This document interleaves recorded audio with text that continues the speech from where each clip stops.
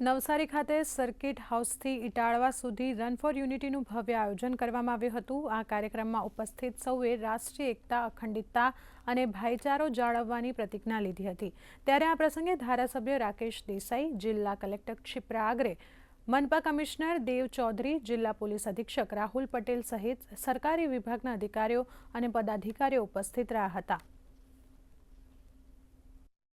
જિલ્લા વહીવટી તંત્ર અને નવસારી મહાનગરપાલિકા તરફથી રાષ્ટ્રીય એકતા દોડનું જિલ્લા કક્ષાનું આયોજન કરવામાં આવ્યું હતું। આ આયોજનમાં વિદ્યાર્થી, સિનિયર સિટીઝન, એની સાથે જ સામાન્ય નાગરિકો પણ જોડાયા હતા। સર્કિટ હાઉસથી ઇટાળવા સુધી આ દોડનું આયોજન થયું હતું।